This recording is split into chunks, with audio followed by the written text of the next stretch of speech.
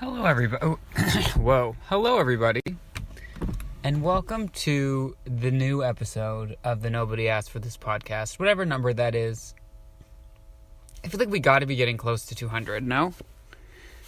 I feel like 100 was only yesterday. No, 100 was last May, so I think we're in the 180s. Let's say that. Welcome to the 180s. I've just declared it. I'm declaring bankruptcy. I hope everyone has had, such a great week. I'm sitting here with my classic gas station coffee. You know, don't turn your nose up at the gas station coffee. I feel it's probably the same place that all of the fast food places get their coffee, and that's socially acceptable. But for some reason, when I walk around with, my 7-Eleven gas station coffee, people look at me funny. And I don't think that's fair. So I'm here to say, respect the gas station coffee. I also do appreciate any sort of setup where it is a DIY situation. I love, that year that frozen yogurt was popular, where every store became a frozen yogurt shop. Do you know how in every city there's that, one location or that one building that every year or two it goes out of business because in that spot goes the trendy things?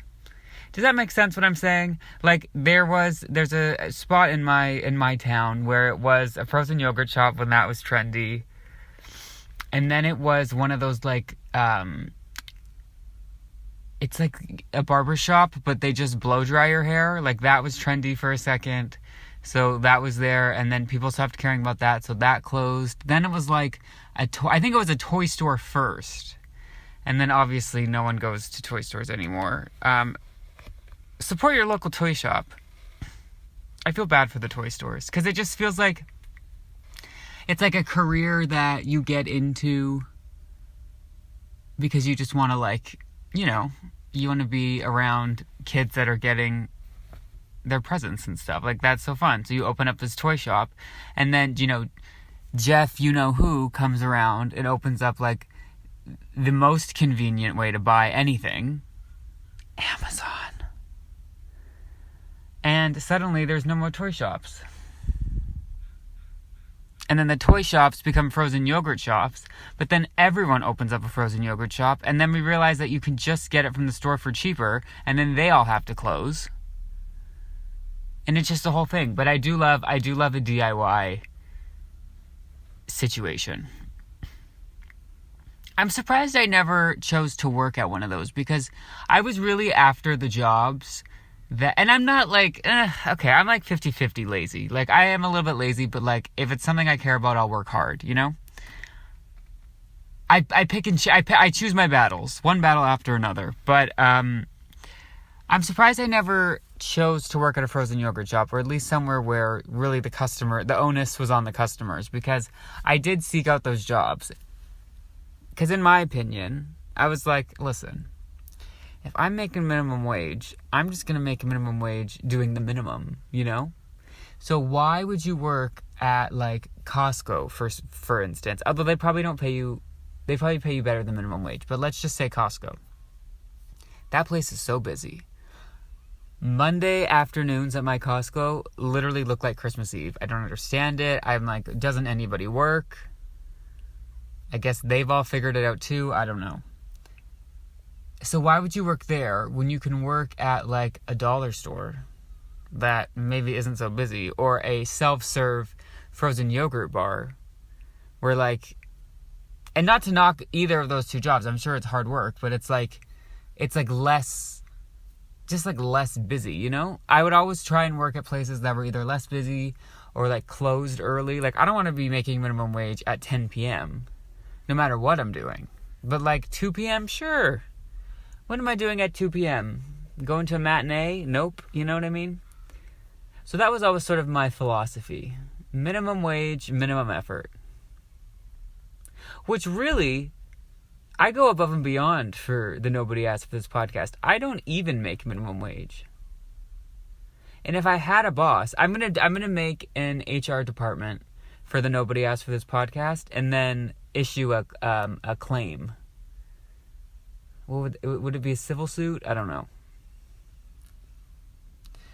Every 3 months, I do this thing where I'm like, should I be a lawyer? And then I really think about it, and I look into that test you have to take, like before you even get to law school, like not even like an entrance exam. Like it's literally like, what is that called? The LSAT? I Googled it, I looked into it once, and it was like, it is basically a test of logic. And I was like, oh, okay, no, never mind. Because here's the thing. I'm not, I was going to say I'm not stupid. That's not maybe 100% true. I'm not the most stupidest person. I'm not the most stupidest. I'm not the least stupidest either. But like there are some areas of common sense that I just sort of lack. And I like to think of it as creative thinking. Like I think my initial gut reaction or initial thought is not always the most obvious, if that makes sense. That's how I put it nicely. You know, it's not all, I don't always go for the conventional, choice.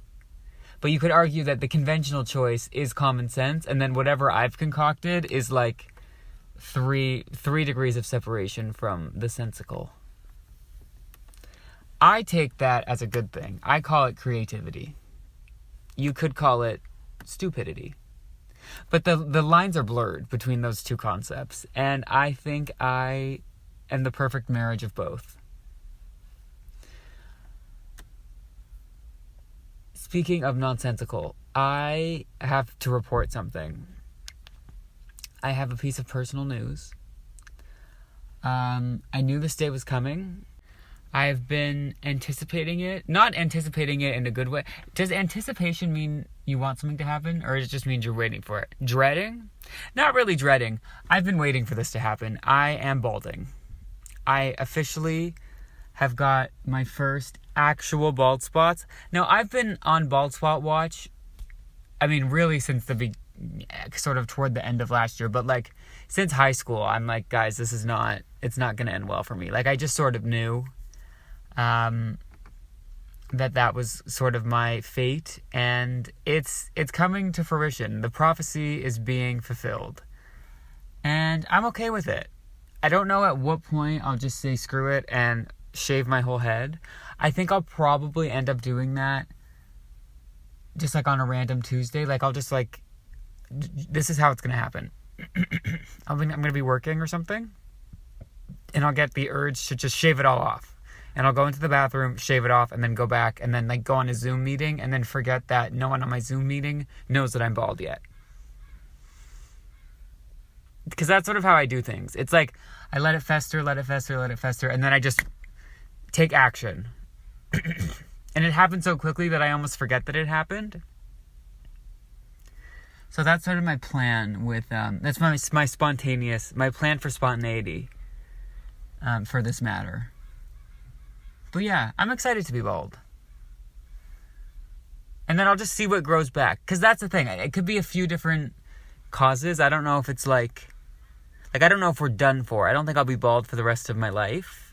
Eventually I will be. But I think we might be able to grow at least some back. I'm really glad that I have you all to talk about this with. I'm sure everyone's so interested in my male pattern baldness and my bald spots. But listen, it's real. That's life. Sometimes your hair grows and sometimes it falls out in clumps in the shower. Like, is what it is, I'm sure the gas station coffee's not helping. Unless it is some sort of elixir. I need to get a...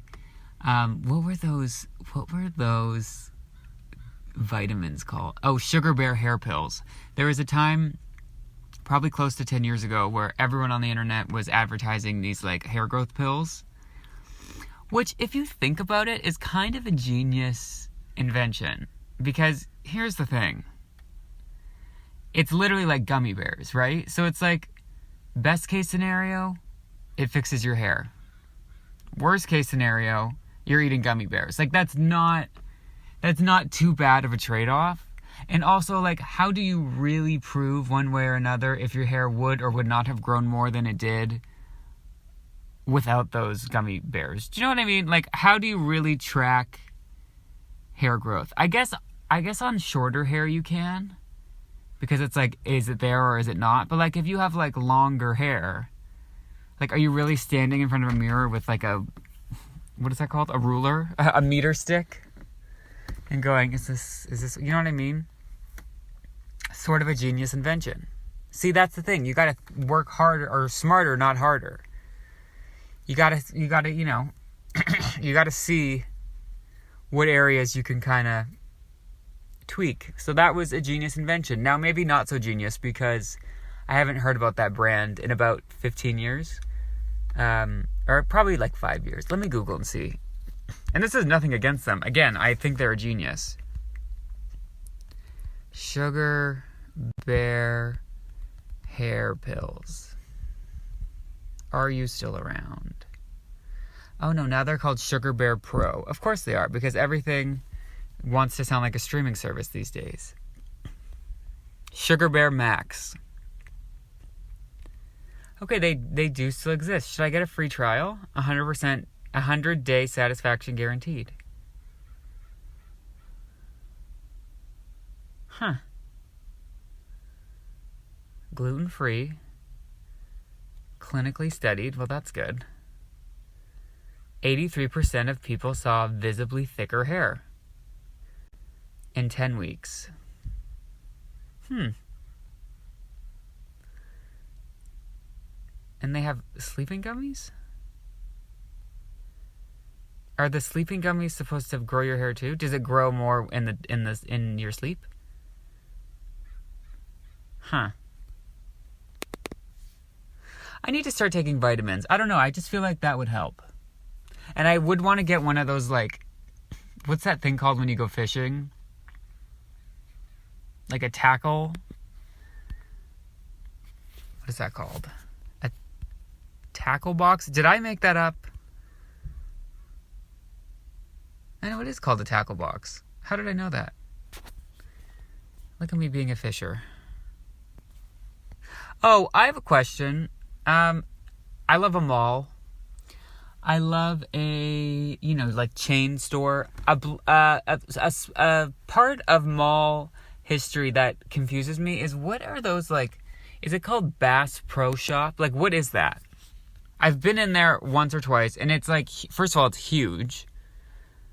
I can't quite understand what they're trying to sell me. Like, and then there's also, like, it kind of turns into like an aquarium at parts of it. And then everyone always has those hats. So they have great marketing, because I'm talking about it, although nobody asked for this podcast. Sugar Bear Hair should hire the Bass Pro Shop marketers. But I'm just a little bit confused as to, like, what you would categorize that store. And also, is this something that is around? Like, at first I was like, is this a TV show? I don't know if it's just a Canadian thing or if it's everywhere. Like, just the whole thing I'm confused about. Just the whole thing. So if we could get some clarification. Okay, I did just Google it, and according to the Wikipedia, the products they sell are hunting, fishing, and outdoor merchandise. Okay, makes sense that I have never been, or I have been, but like have never shopped here, because I don't hunt. I eat fish, but I don't catch it. And I'm not one for the outdoors, even though I do wear a lot of plaid. So you wouldn't necessarily think that right off the gate. But don't judge a book by its cover. I've never been camping. And I've never been, like, skiing, snowshoeing, snowboarding, any of that. So I really am, like, the worst. Like, I'm not scoring well as a Canadian. I have not done the activities that are known. I can't really play hockey to save my life. I can't skate really at all. So it's almost like, what is the point of even being Canadian if I can't do any of those things? And I'm going to be really honest with you. I don't love poutine. Although, if I'm being extra honest, I feel like we're always known for poutine, but, like, it wasn't really a thing until about, like, 10 years ago. Like, before then, it wasn't something we were, like, just sitting around eating buckets and buckets of poutine. And, like, now, like, fast food places usually have it. But, like, it wasn't a huge thing. Now, what I will mess with is a Nanaimo bar. I don't know if those are available even in other countries, but if you want to participate in Canadian culture, Nanaimo bar. For anyone that doesn't know, it is like a dessert bar where the crust is like coconut graham cracker, maybe some nuts. There's a layer of custard and then a layer of chocolate, like a thicker layer of chocolate. So when you bite into it, it's like cracks and then custard and then graham cracker. It's delicious.